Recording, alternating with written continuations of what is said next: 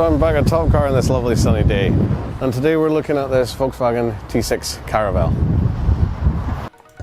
We are in for a treat here. This is a 2-litre bi-turbo diesel with the 4-wheel drive system, hence the TDI 4Motion with the red D and the I. Sadly, it's not the 2.5-litre. I find that much better. Its performance is better than most vans, but it still can't live up to the legendary 3-litre turbo diesel that Mercedes use. It apparently delivers 204 horsepower, but it really doesn't feel like it. For a van though, it's not exactly ugly. One of the things that still strikes me is the fact that it looks very ill-proportioned being a short wheelbase model. The long wheelbase model I tend to find looks better for most vans I see out there today. The Renault Traffic looks better in a long wheelbase, so does the Viano. I still don't understand what the compact version is for. That's another matter altogether. One of the other things you'll notice is, other than the taillights and the headlights, there's not much difference really between the T5s and the T6s of old. They pretty much haven't changed overall. And that's not a bad thing. The new front end on this one is definitely an improvement. The seating position is good, and this seat is incredibly comfortable. Again, this just kind of goes back to the same thing with Mercedes. The Viano is head and shoulders above what the Vito can do, and the T6 here is way above what the T5 can do in terms of comfort, in terms of position, in terms of spec. It's not quick.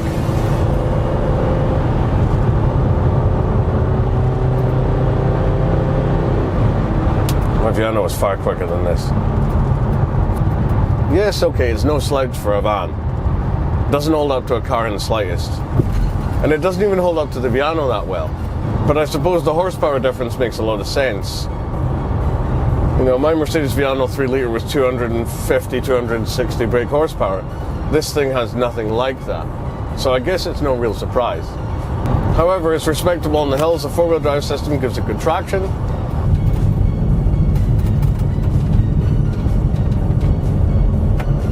I mean, she sticks to the road pretty well, but that body roll, oh. So with the first road test out of the way, I guess we better get on to this interior. Let's start as usual with the door cards, and as you notice in here, the amount of space in both the bottom and the top one are incredibly generous. They're a really good size. You shouldn't have any problems there. So moving on, we've got the usual door handles and Volkswagen switches that you see everywhere. This is really starting to get boring at this point. It'd be nice if they did something new. Let's talk about these seats, because I am so impressed. These are on a par with the Mercedes comfort seats you'll find in the Viano. They've got double armrests, which is a very nice feature, but they're also incredibly comfortable, and the grey leather is really quite classy. The standard seats, the leatherette and the cloth ones, are absolutely terrible in the T5. I don't understand why they can't put these in. The T5 is an optional extra. The seat adjustments are reasonable, but nothing special. They're just manual adjusters. But at least you can set the height, even if there's not a lot of play in it. The pedals and the footrest are all a good size and well spaced. Steering wheel's quite classy with the leather finish. The buttons are nice, easily legible, and very ergonomic. Getting in and out of this T6 is very, very easy. You basically just step on that plate there and just in you go. It's no problem at all. You know, it's a far cry from, say, the Fiat Ducato or the Peugeot Boxer, or even things like the Movano and other such things, or my Traffic. DSG box is quite reasonable, and the fact that you've got a sports mode right at the bottom here isn't too bad, but I would prefer to run it in semi-auto mode like this with your plus and minus. The climate control is triple zone, 2 for the front, 1 for the back, and you flick between them using this rear button here. This one has electric sliding doors on both sides, and you can see the buttons for them right here. I always found the Volkswagen stereo very dislikable. I don't like the button placement, I don't like the menus, and yeah, okay, it's got this fancy representation when you put it into reverse, but yeah, it's about the standard, what you'd expect. 12-volt socket placement I've always found rather strange. It's under here, and then your document clip on this side. I find that kind of aggravating, because if you plug anything in there, the wire always trails down across the dash, and it's just not tidy.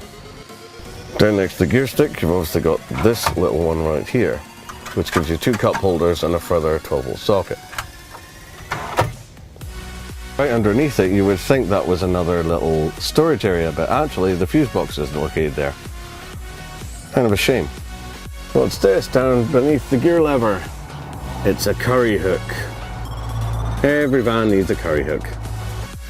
Okay, so the glove box. Not a bad size. And you'll notice they tucked the auxiliary away in there.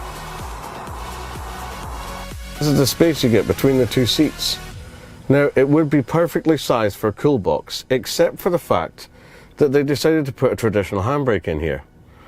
If they'd have put a foot pedal in like Mercedes did, then you'd have perfect space here for a cool box. I don't understand why. Volkswagen, why do you do this? Nissan could learn a lot here. These dome lights work pretty well, and the switches are nice and straightforward. See, that's how you're supposed to do it. Dashboard clocks are clear, legible and straightforward, just like most Volkswagens. And the little colour screen in the centre is quite nice. At least it displays all the information you would expect. As mentioned earlier, we have our electric sliding doors on both sides. They're quiet, sleek to open, and they move at the same speed all the way. And they've got enough power to even do that on hills. Here's where the Caravelle shines, in the back. You've got the lovely two single seats there with the armrests and everything. You've got a nice table in the middle, which folds easily into a nice compact shape. And then of course you've got the three at the back here. All the buttons and levers to fold the seats in different directions are clearly labelled and easily visible. Not to mention they're quite good to get to. Bolt sockets and cup holders, these are always welcome in the back of vans, especially considering some of the ones I've seen recently which are really lacking of any extras for people in the back.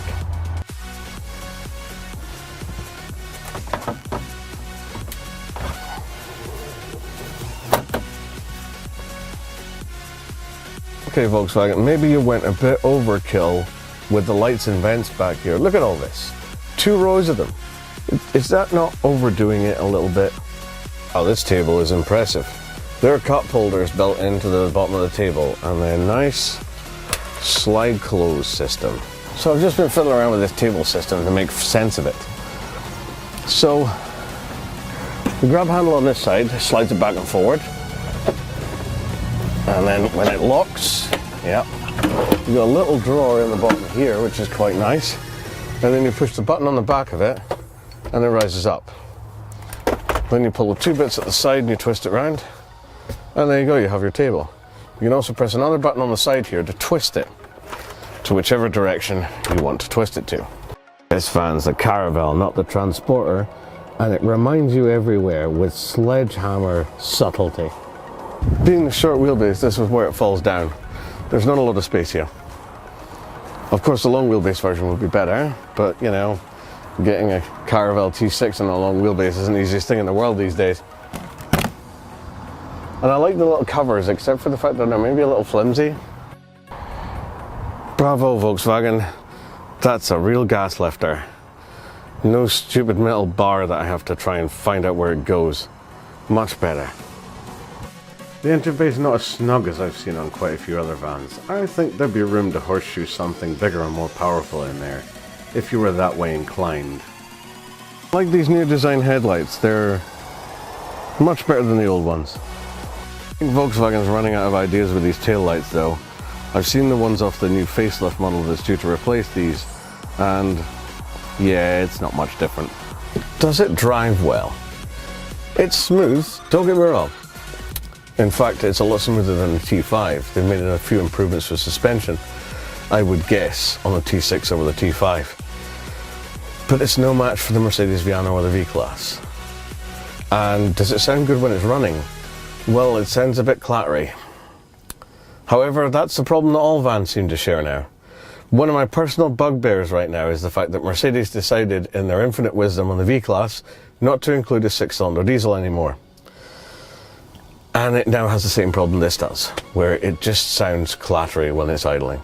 And it doesn't have a good sound through the rev range. Very disappointing. However, it does have a fair amount of performance. It's not fast by any means, but it's capable. And I think that makes a great deal of difference. The gearbox is maybe a little bit savage between the changes compared to, say, the Viano V6. I'm comparing it a lot to that because that kind of sets the bar at the moment in terms of engine performance and smoothness in gear changes, and generally speaking these seats hold up really well versus the Viano, but I personally think the Viano seats are still superior. In terms of interior functionality, you have everything you could possibly want. You have a stereo with auxiliary and Bluetooth, you have triple zone climate control, you have your electric sliding doors, and everything's presented in a very basic, easy to get to manner, which I can't really complain too much about, but there's no fanciness here. It's infuriating that this keeps happening. My audio got corrupted on the second test run yet again, and I still haven't found out why, but I'm sure I'll figure it out eventually. I was discussing here at this point that pretty much when you put it into drive, it immediately wants to go. You really have to hold it back. But once you're up and going, it's not too bad. And, you know, I'm giving it a hard time when I say the performance is bad, because it's still way better than my Primastar is. But then again, 115 horse to 200, I guess you'd expect that. The next thing I'll discuss is an interesting quirk that happens in the UK. I don't know about in other places in the world, but a T6 and a Viano are classed as MPVs, while as the VW T5 and the Mercedes Vito are classed as commercials, which gives them totally different speed limits, totally different tax classes, and interestingly they're often sold through different dealerships as well, which is important to note. This means that a Caravelle like this one is capable of doing 60 and 70 just like a Ford S-Max or something similar. Now that's a real advantage. So alright, let's talk about some costs. Well, this particular one is retailing at $24,995. Now bear in mind it's a short wheelbase Caravelle. If I was looking for a similar age 2014 Mercedes Viano 3-litre Sport X and an extra long, I'd probably get it for about the same price or less. So you really want to keep that in mind when you're talking about purchasing one of these. And personally for me, I would pick the Viano every single time. However, you know, I understand that some people would prefer the Volkswagen for a few reasons. I mean, one, they do cost less to maintain, there's no doubt about that. And also, maybe you prefer the look and feel of a Caravelle or a T5 over the Mercedes. And there is one other huge factor that needs to be taken into consideration, and that is the fact that modifying a Volkswagen is far easier and cheaper than modding a Viano. You can go just about anywhere and buy stuff off the shelf that just fits on these. When it comes to Mercedes, the dealership are absolutely feckless at providing upgrades and parts, and even in the aftermarket area you can't find very much other than a set of wheels and maybe some other bits and pieces. I'll give you just a typical example. So if you're aware of the Viano itself, you'll aware they came out with a special edition Avant-Garde model in 2013.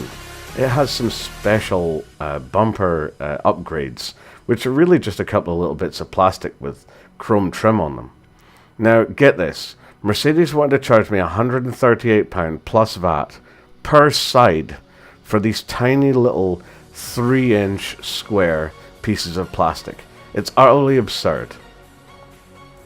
But I know I'm just rambling, this isn't really a Mercedes review video, it's supposed to be on the Volkswagen, so what I will say on that is getting parts and mods for these is really easy, and that's a major plus point.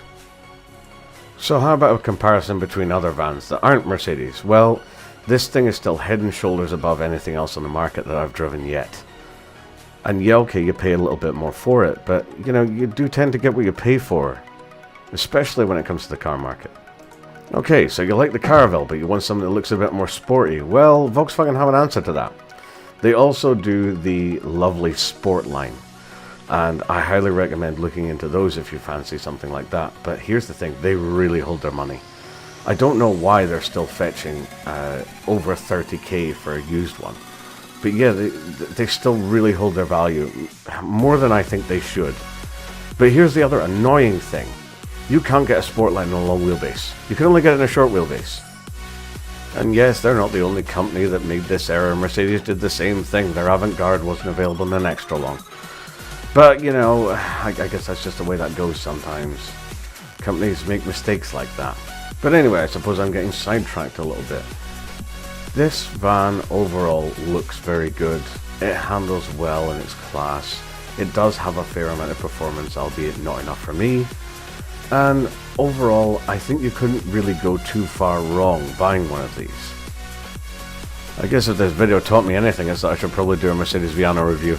I will have to do one of those eventually. Sadly, since I don't have my own anymore, though I do mourn its loss, I will probably have to borrow a friend of mine's to do a review on it. But anyway, hopefully you enjoyed it nonetheless, even though most of it was me ragging on Mercedes. Don't forget to like and subscribe, and, well, I guess if you want to downvote it, because you didn't like it, you can let me know why in the comments. I'm always quite happy to have constructive criticism. A few people have already told me how to make improvements to my video, and I've been able to take that advice and move on with it. So yeah, don't forget to give me any constructive feedback if you think there's something I should do. Don't forget to check out some of the other videos we made. Some of them are okay. So until next time, look after yourselves.